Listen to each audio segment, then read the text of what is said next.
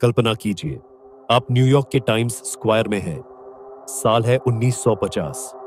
चारों तरफ रोशनी जगमगा रही है, गाड़ियां हॉर्न बजा रही हैं और अचानक एक आदमी कहीं से प्रकट हो जाता है।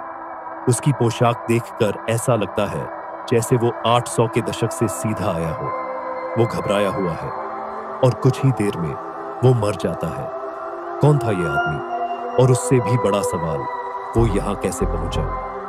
ये सिर्फ एक अजीब कहानी नहीं है, ये एक ऐसा रहस्य है जो टाइम ट्रैवल के अस्तित्व को साबित कर सकता है, या शायद उसने बस गलत रास्ता पकड़ लिया था। ये सब जून 1950 की एक उमस भरी रात में शुरू हुआ। गवाहों ने बताया कि उन्होंने एक आदमी को सड़क के बीच में खड़े देखा। उसकी पोशाक बिल्कुल पुराने जमाने की थी, एक ऊंची टोपी, विक्टोरियन कोट और ऐसी जूते जो दशकों से नहीं बनाए गए थे।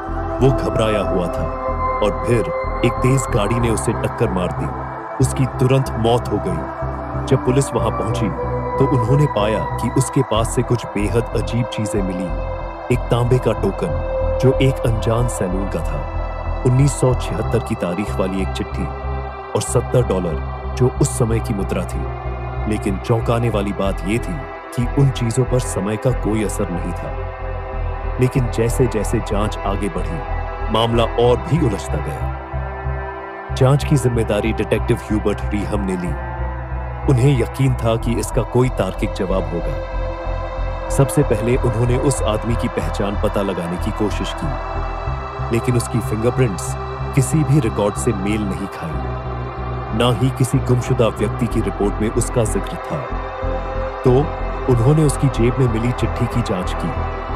वो चिट्ठी रूडोल्फ फेंट्सर नाम के एक व्यक्ति के नाम पर थी और उस पर 1876 की तारीख लिखी थी। उत्सुकता बढ़ी और रीहम ने पुराने रिकॉर्ड खंगाले और तब उन्हें 1876 की एक डायरेक्टरी में रूडोल्फ फेंट्स का नाम मिला। लेकिन जो उन्होंने अगला पता लगाया, उसने उनकी सोच को हिलाकर रख दिया।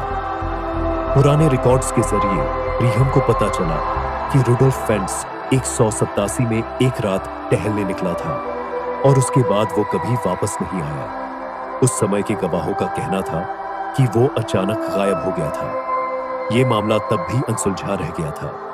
लेकिन ट्विस्ट ये है कि वो 1976 में गायब हुआ था और 4 साल बाद 1950 में बिना बदले प्रकट हुआ। क्या वो किसी वैज्ञानिक प्रयोग का शिकार था?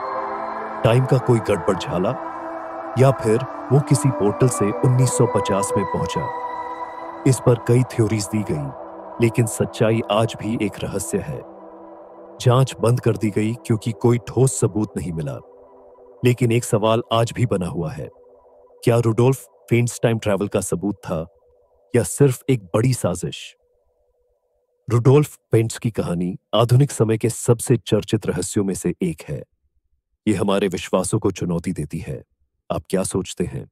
क्या वो टाइम ट्रैवलर था या ये बस एक शहरी कहानी है?